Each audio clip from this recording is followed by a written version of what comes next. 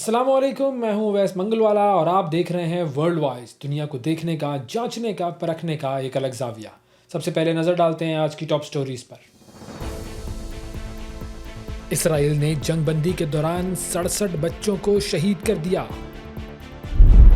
Spain के Catholic bishop का जिनसी ज्यादती के इल्जाम पर इस्तीफा। नाइजीरिया में मुसल्लह अफराद ने कैथोलिक स्कूल से 200 से जायद तलबा को अगवा कर लिया। बरतानिया में पनाहगुज़ीनों के लिए नए कानून। और जर्मनी में रजाकाराना फौजी सर्विस का आगाज। टॉप स्टोरीज आपने देखी नाजरीन। अब बढ़ते हैं खबरों की तफसील की तरफ और सबसे पहले आपको लेकर चलते हैं वेटिकन की तरफ। वेटिकन ने हफ्ते के रोज़ एक बहुत बड़ा ऐलान किया है और ऐलान ये है कि पोप लियो ने स्पेन के कैथोलिक बिशप हैं राफेल जोर्नोजा, उनका इस्तीफ़ा कबूल कर लिया है। अब ये कहानी क्या है? कहानी ये है कि स्पेन के कैथोलिक बिशप पर एक मुबैना जिनसी ज़्यादती के मामले में तफ्तीश चल रही थी और इस केस की तफ्तीश जो है वो मैड्रिड में वेटिकन के जो सिफारत खाने में कायम चर्च का एक खुसूसी ट्रिब्यूनल है उसके ज़रिए की जा रही थी। और इल्ज़ाम उन पर यह था कि उन्होंने 1990 की दिहाई में एक नौउम्र लड़के के साथ बदफेली की थी। ताहम वो इन इल्ज़ामात की सख्ती से तरदीद करते हैं। अब राफेल जोर्नोज़ा जो है वो 2011 से स्पेन का एक जुनूबी साहिली इलाका है जिसका नाम है डायोसिस ऑफ कादेज़ो सेयोटा, उसकी सरबराही कर रहे थे और स्पेन के वो पहले कैथोलिक बिशप हैं जिनके ख़िलाफ़ किसी ऐसे इल्ज़ाम पर वेटिकन की जानिब से सरकारी सतह पर तफ्तीश की जा रही है। और वेटिकन की जो जारी करदा एक प्रेस रिलीज़ है, बेसिकली वो एक बहुत छोटी सी मुख्तसर सी प्रेस रिलीज़ है और उसमें सिर्फ यही बताया गया है कि पोप लियो ने उनका इस्तीफ़ा मंजूर कर लिया है। ताहम बयान में जो इल्ज़ामात हैं उनका ज़िक्र नहीं किया गया। अब जोर्नोज़ा जो है उनकी उम्र जो है वो है 76 साल, जो कि कैथोलिक बिशप्स की जो रिवायती रिटायरमेंट की एज है उससे एक साल ज़्यादा है, क्योंकि रिटायरमेंट उनकी होती है 75 साल में। तो अब इन पर ये तफ्तीश चल रही थी, इल्ज़ामात लगे हुए थे जिनसी ज़्यादती के बच्चे के साथ। उन्होंने हमेशा इन इल्ज़ामात के हवाले से कहा कि मैंने कभी ये जुर्म नहीं किया, लेकिन अब उन्होंने इस्तीफ़ा दे दिया है। और अब नाजरीन बढ़ते हैं भारत की तरफ और भारत की तरफ से एक बड़ी पर्सनैलिटी हैं भारत की, उनका एक बयान आया है और ये बयान जब आप सुनेंगे तो आपको अंदाज़ा हो जाएगा कि भारत में अक़लियतों के साथ और ख़ास तौर पर मुसलमानों के साथ क्या हो रहा है। जमीयत उलमाए हिंद अलिफ़ के सदर हैं और दारुल उलूम देवबंद जो हैं उसके सदरुल मुदर्रिसीन हैं मौलाना अरशद मदनी साहब। उन्होंने मोदी हुकूमत पर कड़ी तनकीद करते हुए ये कहा है कि आज एक मुसलमान न्यूयॉर्क का और लंदन का मेयर तो बन सकता है, लेकिन भारत में एक मुसलमान किसी यूनिवर्सिटी का वाइस चांसलर नहीं बन सकता। दिल्ली में एक तकरीब से वो ख़िताब कर रहे थे और उन्होंने ख़िताब करते हुए कहा कि अगर कोई वाइस चांसलर बन भी जाए तो उसे जेल भेज दिया जाता है, जैसे कि आज़म ख़ान को भेजा गया था। आज अल-फलाह में क्या हो रहा है? हुकूमत पूरी कोशिश में है कि मुसलमान कभी भी सर ना उठा सकें। और उनका कहना ये भी था कि अल-फलाह यूनिवर्सिटी का जो मालिक था वो जेल में पड़ा हुआ है, अब कब तक जेल में पड़ा रहेगा कोई नहीं जानता। उन्होंने अदालती निज़ाम पर भी सवाल उठाया कि ये कैसा अदालती निज़ाम है कि एक शख्स को मुसलसल जेल में रखा जाए जबकि केस अभी पूरी तरह साबित भी नहीं हुआ है।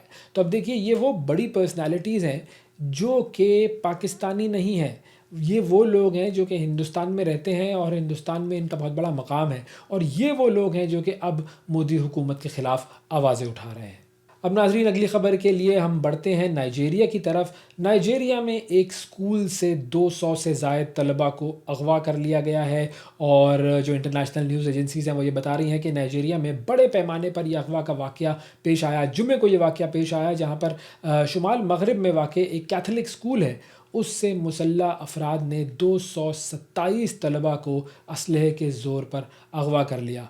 और ये बेसिकली एक कैथोलिक स्कूल है, Christian association of Nigeria basically इस स्कूल को चलाती है और उसने कैथोलिक स्कूल से तलबा की बड़ी तादाद के अगवा किए जाने की जो है वो तस्दीक की है। और रिपोर्ट्स में बताया ये गया है कि जुमे को तलबा के अगवा का जो वाक़या है वो 2024 के बाद से अब तक का सबसे बड़ा वाक़या है। इससे कबल 2024 में कदाना की रियासत है, वहाँ पर 200 के करीब तलबा को अगवा किया गया था। और क्रिश्चियन एसोसिएशन के चेयरमैन का कहना यह है कि उन्होंने वाक़े के बाद इस स्कूल का दौरा किया है और इस वाक़े के वक्त कुछ तलबा फ़रार होने में कामयाब हो गए थे, ताहम तमाम तलबा की जो बड़ी तादाद है उसको मुसल्ह अफराद ने अगवा कर लिया। और उन्होंने ये कहा कि हमारे रिकॉर्ड में 215 तलबा और 12 असातिज़ा को अगवा किया गया है। इसके अलावा पुलिस और मकामी इंतज़ामिया ने सेंट मैरी स्कूल से तलबा और असातिज़ा को अगवा करने के वाक़े की तस्दीक जो है वो भी कर दी है। तो ये वाक़या जो है पेश आया है और सारा जो इंटरनेशनल मीडिया है वो इस हवाले से आपको इसकी सुर्खियाँ जो हैं वो हर इंटरनेशनल मीडिया पर मिल जाएंगी। अब बात करते हैं नाजरीन G20 इजलास की। G20 के सरबराही इजलास का मुश्तरका एलामिया जारी हो गया है और इस एलामिया में फ़लस्तीन, सूडान, यूक्रेन और कॉन्गो के तनाज़ात के मुनसिफ़ाना हल का मुतालबा किया गया है। और जनूबी अफ्रीका का शहर जोहान्सबर्ग, वहाँ पर दुनिया की 20 बड़ी मईशतों की तंजीम G20 का 2 रोज़ा सरबराही इजलास शुरू हुआ और पहले रोज़ के बाद ये मुश्तरका एलामिया सामने आया है जिसमें फ़लस्तीन, सूडान, यूक्रेन और कॉन्गो तनाज़े के मुनसिफ़ाना हल का मुतालबा किया गया है। और अक़वाम मुत्तहिदा के मंशूर के मुताबिक इन तनाज़ात के मुनसिफ़ाना, जामे और देरपा अमन के लिए मिलकर काम करने के अज़्म का इजहार भी किया गया है। और एलामिया में दुनिया में अहम मादनियात की सप्लाई को जोग्राफियाई सियासी कशीदगी से महफूज रखने की ज़रूरत पर भी जोर दिया गया है। यानी कि ये बड़ा इंपॉर्टेंट पॉइंट है जो कि सब ने रियलाइज़ किया है कि मादनियात जो हैं वो बहुत सारे ऐसे ममालिक में होती हैं जो कि कमज़ोर ममालिक होते हैं, छोटे ममालिक होते हैं, और फिर बड़े ममालिक जो हैं वो उन मादनियात को हासिल करने के लिए उन ममालिक पर जुल्म करते हैं और उन ममालिक में तनाज़ात को बढ़ाते हैं। अमेरिका ने इस इजलास का बायकॉट किया था। इजलास में अक़वाम मुत्तहिदा के सेक्रेटरी जनरल एंटोनियो गुतेरेस और भारतीय वज़ीर आज़म मोदी और दीगर आलमी रहनुमा शरीक हुए थे। और इस साल की जो G20 इजलास की जो थीम थी वो थी यकजहती, मसावात और पायदारी। और पहली मरतबा ये जो इजलास है ये जनूबी अफ्रीका में हुआ है। अगली ख़बर के लिए नाज़रीन आपको लेकर चलते हैं हम यमन की तरफ। यमन में हूथी अक्सरियती तंजीम है अंसारुल्लाह, उसकी अदालत ने 17 अफराद को सज़ाए मौत सुना दी है। यमन के दारुल हुकूमत सना में हूथी इंतज़ामिया की एक अदालत ने ऐसे जो जासूसी के मुकदमात हैं उनमें मुतअद्दिद अफराद को सज़ाए मौत सुनाई है। और ये बेसिकली वो अफराद थे जिनके बारे में कहा यह जा रहा था कि मुबैना तौर पर ये सऊदी अरब, बरतानिया और अमरीका के लिए काम करने वाले खुफिया नेटवर्क का हिस्सा थे। और जो सरकारी मीडिया है वो ये कहता है कि मुजरिमों पर इल्ज़ाम ये था कि उन्होंने 2024 से 2025 के दरमियान हूसी मुखालिफ ममालिक के इंटेलिजेंस अहलकारों के साथ ताउन किया था, उनको हसास मालूमात फ़राहम की थी। और अदालती फ़ैसला जो है उसमें यह कहा गया है कि मुलज़िमान ने मुखालिफ ममालिक को सरकारी अफसरों और उनकी नकलो हरकत से मुतल्लिक़ मालूमात दी।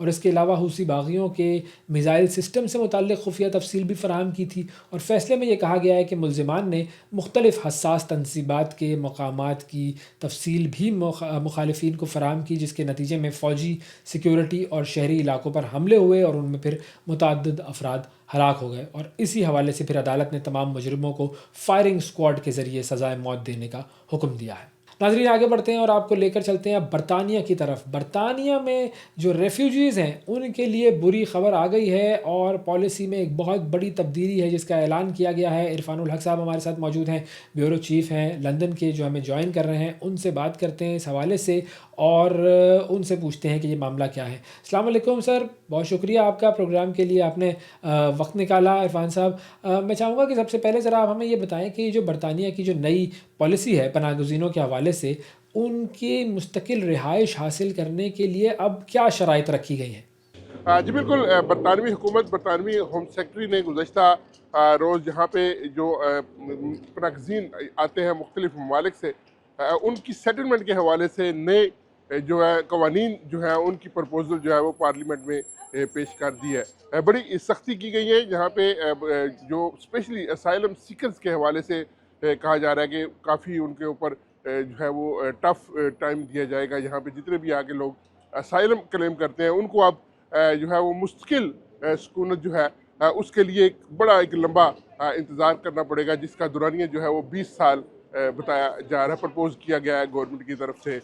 उनको आर्जी जो है यहाँ पे वीज़े दिए जाएंगे, हर 2.5 साल के बाद उनकी असेसमेंट होगी। अगर उस दौरान जिस बुनियाद के ऊपर उन्होंने अपने वीज़े यहाँ पे असाइलम क्लेम किया है, फॉर एग्जांपल किसी ने पॉलिटिकल असाइलम क्लेम किया है, तो अगर उनके मुल्क के हालात जो हैं वो बेहतर हो चुके हैं और वो होम ऑफिस सस करेगा, अगर होम ऑफिस समझता है कि अब जो है वो मुल्क जो है वो उसके लिए महफूज है, तो वो होम ऑफिस उसको जो है वो उसका वीज़ा मुस्तरद करके उसको कहेगा कि आप अपने वापस मुल्क जो है वो जा सकते हैं। इसी तरह मुख्तलिफ़ कैटेगरीज़ जो हैं उनको जो है उनकी मुख्तलिफ़ रूल्स जो हैं प्रपोज़ किए गए हैं। यहाँ पे 5 साल 3 साल से लेकर 30 साल तक बताया जा रहा है कि मुस्तकिल सकूनत के लिए मुख्तलिफ़ कैटेगरीज़ को मुख्तलिफ़ जो वीज़ा कैटेगरीज़ हैं उनको मुख्तलिफ़ कैटेगरीज़ में डिवाइड किया गया है। 3 साल से लेकर 30 साल तक का बताया जा रहा है कि मुख्तलिफ़ लोगों को इस दौरानिए के मुस्तकिल सकूनत के लिए वो जो है इंतज़ार करना पड़ेगा। तो ये जो नई पॉलिसी है इसके मुताबिक पनाह गुज़ीनों को कितना अरसा आर्ज़ी तहफ़्फ़ुज़ मिलेगा? जी बिल्कुल, यहाँ पे बरतानिया में पहले जो सेटलमेंट का दौरानिया था वो 5 साल था। किसी भी चाहे वो असाइलम सीकर्स हैं या वर्क परमिट पे हैं या यहाँ पे फैमिली बेस के ऊपर है, उनके लिए 5 साल का था। 5 साल के बाद उनको ILR मिलता था, उसके बाद 1 साल के बाद वो ब्रिटिश पासपोर्ट जो है वो अप्लाई कर सकते थे। लेकिन अब जो हुकूमत ने शबाना महमूद ने गुज़श्ता रोज़ प्रपोज़ल पेश किए उनमें उसको दुरानिया बढ़ा के 10 साल कर दिया गया है। अब जो भी लोग जो हैं सिवाय उन लोगों के जो परमानेंट सेटलमेंट यानी कि फैमिली बेस पे यहाँ पे आएंगे, उनमें कोई तब्दीली नहीं की गई। उनको 5 साल बाद ही वीज़ा मिलेगा। उसके अलावा जो यहाँ पे बिज़नेस वीज़ा के ऊपर होंगे उनको बताया जा रहा है कि 3 साल के बाद जो है वो ILR मिलेगा। लेकिन बाकी जितनी भी कैटेगरीज़ हैं उसका दुरानिया बढ़ा के जो है वो 10 साल कर दिया गया है। स्पेशली जो असाइलम सीकर्स हैं उनका तो मैंने पहले भी बताया कि 20 साल है, लेकिन उसके बाद जितने भी सेटलमेंट रूट्स हैं उनका दुरानिया जो है बढ़ाकर 10 साल कर दिया गया है। अच्छा इरफान साहब, ये पनाह गुज़ीनों के ख़ानदानी रीयूनियन या फिर जो ख़ानदान को साथ रखने के जो हुकूक हैं, उसमें क्या तब्दीलियाँ की गई हैं? जी बिल्कुल, जो यहाँ पे नई अब असाइलम के हवाले से स्पेशली जो फैमिली रीयूनियन है उसमें भी बड़ी तब्दीली की गई है। अब जो है शबाना महमूद ने जो पार्लियामेंट में 2 दिन कबल प्रपोजल पेश की, उसमें उन्होंने कहा कि फैमिली रीयूनियन अब नहीं कर सकेंगे, स्पेशली असाइलम सीकर। पहले असाइलम सीकर्स के लिए यहाँ पे ये होता था कि जब अगर किसी बंदे को यहाँ पे असाइलम मिल जाता था तो गवर्नमेंट वो अपनी फैमिली जो है अपनी बीवी बच्चों को फ्री ऑफ कॉस्ट जो है यहाँ पे बुला सकता था। उनको उनको उसी बेस के ऊपर यहाँ पे परमानेंट जो है सेटलमेंट मिल जाती थी। लेकिन अब जो है वो ऐसा नहीं है। अब उन्होंने ये भी अंदिया दिया है कि जो आर्टिकल 8 है जो तहफ़्फ़ुज़ देता था इन सारी ह्यूमन राइट्स को, उसमें भी वो तब्दीली करने जा रही हैं। तो अगर ये सारा कुछ हो जाता है तो फैमिली रीयूनियन जो है वो बड़ी मुश्किल हो जाएगी। पनाह गुज़ीनों को जो रिहाइश और माली मदद देने का फ़ैसला है, वो अब किस तरीके से किया जाएगा? जी बिल्कुल, जो पनागज़ीन यहाँ पे जो भी यहाँ पे लोग आते हैं, चाहे वो इल्लीगल रास्ते से आए या लीगल रास्ते से आए, पहले यहाँ पे पिछले कुछ अरसे से ये हो रहा था कि यहाँ पे गवर्नमेंट जो है उनको 3 स्टार 4 स्टार तक होटल्स में जो है वो अकोमोडेशन दे रही थी। उसके साथ साथ उनको यहाँ पे खाना पीना दिया जा रहा था होटल्स में। उनको यहाँ पे अखराजात उनके जितने भी हैं वो गवर्नमेंट जो है वो बियर कर रही थी। लेकिन अब ऐसा नहीं होगा। गवर्नमेंट ने एक तो ऐलान किया है कि एक तो होटल सारे जो है वो खाली करवाने जा रहे हैं। वो जितने भी लोग हैं इनको बैरक्स में फ़ौजी बैरक्स में या मुख्तलिफ शेल्टर जो बनाए जा रहे हैं असाइलम सीकर्स के लिए उनमें भेज दिया जाएगा। उसके साथ साथ जो दूसरी बात यह है कि इनको अब माली मदद जो थी वो उस तरह नहीं मिलेगी। पहले तो होता था कि जैसे ही आपने असाइलम यहाँ पे अप्लाई किया तो दूसरे दिन आपको यहाँ पे बच्चों की स्कूलिंग शुरू हो जाती थी। यहाँ पे उनका जो है वो वीकली बेस पे ख़र्चा जो है वो मिलना शुरू हो जाता था। तो इसके ऊपर गवर्नमेंट ने बड़ी जो है वो सख्ती करने जा रही है और गवर्नमेंट जो है अब उनको इस तरह माली मदद उनकी नहीं की जाएगी। बताया जा रहा है कि अगर साइलम एक्सेप्ट हो भी जाता है तो उनकी असेसमेंट होगी, अगर वो काम कर सकते हैं और या उनके हालात जो है बैक होम भी अगर वो ठीक हैं तो वो गवर्नमेंट जो है वो उनको माली मदद जो है वो नहीं करेगी। अच्छा, जो पनाह गुज़ीन ऐसे हैं जो कि गैर कानूनी रास्तों से आते हैं और उनके लिए ये एक वो टेस्ट होता है, अच्छे किरदार का जो टेस्ट है, अब उस टेस्ट की क्या शराइत है? जी बिल्कुल, यहाँ पे कोई क्राइटेरिया नहीं है अच्छे बुरे असाइलम सीकर्स का। जो भी गैर कानूनी तरीके से यूके में दाखिल होंगे उनके लिए बेसिकली हुकूमत का ये कानून बनाने का मकसद ही डिस्करेज था, उन लोगों को डिस्करेज करना था जो चैनल्स के थ्रू या कोई भी ख़तरनाक रस्तों के ज़रिए बरतानिया में दाखिल होते हैं या दाखिल होने की कोशिश करते हैं। तो लिहाजा जितने भी लोग यहाँ पे गैर कानूनी तौर पर दाखिल होंगे उनकी सख्त जो है स्क्रूटनी की जाएगी, उनको बेनिफिट्स नहीं मिलेंगे, उनको उस तरह की मराहत नहीं मिलेंगी। केस अगर असाइलम वो अप्लाई करते हैं तो असाइलम जो है वो असेस किया जाएगा, जल्दी उनका निपटाया जाएगा, और उसके ऊपर अगर खारिज हो जाता है तो सिर्फ एक अपील जो है, एक अपील का राइट उनको दिया जाएगा। अगर वो अपील जो है वो रिजेक्ट हो जाती है तो फौरी तौर पर उनको यहाँ से मुल्क बदर किया जाएगा। तो यही सूरत हाल जो है वो क्योंकि बरतानिया ने गुज़िश्ता महीनों चंद महीने कबल फ्रांस से भी इसी हवाले से मुआहिदा किया था, और गवर्नमेंट अब यही करने जा रही है कि जितने भी स्पेशली ज़्यादातर लोग जो है वो फ्रांस से यहाँ पे चैनल क्रॉसिंग करते थे, तो उन लोगों का रास्ता रोकने के लिए गवर्नमेंट ने ये कवानीन बनाए हैं। अब कोई भी यहाँ पे कोई गैर कानूनी तरीके से अगर उसको ग्रांट हो भी जाता है असाइलम, तो उसकी मुयाद जो है उसको यहाँ पे सेटल होने में काफ़ी लंबा अरसा लगेगा। तकरीबन 20 से 30 साल बताया जा रहा है कि उनको यहाँ पे इंतज़ार करना पड़ेगा। वो इन सारे अरसे में अपने बैक होम कंट्री नहीं जा सकेंगे या अपनी फैमिली रीयूनियन नहीं कर सकेंगे। तो ये सारी सख्तियाँ जो है उनको झेलना पड़ेंगी। और अंडर कंट्रीब्यूशन की शराइत क्या है और ये पनाह गुज़ीनों की मदद में कैसे काम आती है? इसमें सेटलमेंट के हवाले से जो अहम बात जो गुज़श्ता रोज़ उन्होंने अनाउंस की वो बड़ी अहम है। उसमें गवर्नमेंट ये तजवीज़ दे रही है और उन्होंने प्रपोजल ये पेश की है कि जो यहाँ पे बेनिफिट्स क्लेम करते हैं लोग, उनके वीज़े की जो उनकी सेटलमेंट जो है उसका दौरानिया जो है वो बढ़ा दिया गया है। एक वो दौरानिया इस तरह उन्होंने किया कि अगर कोई बेनिफिट्स ले रहा है, उन्होंने 1 साल से कम अरसा जो है यहाँ पे बेनिफिट क्लेम किया है, तो उनको जो है वो 10 साल के बाद जो है वो अपना ILR ले सकेंगे। लेकिन अगर किसी ने 1 साल से ज़ायद अरसा यहाँ पे गवर्नमेंट के ऊपर इन्हिसार किया, गवर्नमेंट से मदद ली, तो उनका जो है दौरानिया जो है वो बढ़ जाएगा और वो 15 साल कर दिया गया है। उसके अलावा जो दूसरी 2 शराइत है वो भी बड़ी सख्त शराइत है। एक तो A लेवल के बराबर जो है वो इंग्लिश जो है वो टेस्ट उनको पास करना ज़रूरी होगा। इनकी इंग्लिश टेस्ट जो है वो बड़ा मुश्किल कर दिया गया है। उसके साथ साथ उनका क्रिमिनल रिकॉर्ड जो है पहले भी होता था, लेकिन पहले सिर्फ नेशनलिटी के लिए होता था, लेकिन अब जो ILR के लिए भी जो क्रिमिनल रिकॉर्ड है उनका वो साफ़ होना चाहिए, उसके ऊपर कोई भी चार्जेस नहीं होनी चाहिए, उनके ऊपर कोई भी कर्जा UK में नहीं होना चाहिए। तो ये सारी शराइत जो है, अब जिसने भी यहाँ पे सेटलमेंट अप्लाई करनी है उसको ये शराइत, कड़ी शराइत से गुजर कर अब वो यहाँ पे सेटलमेंट जो है वो अप्लाई कर सकेगा।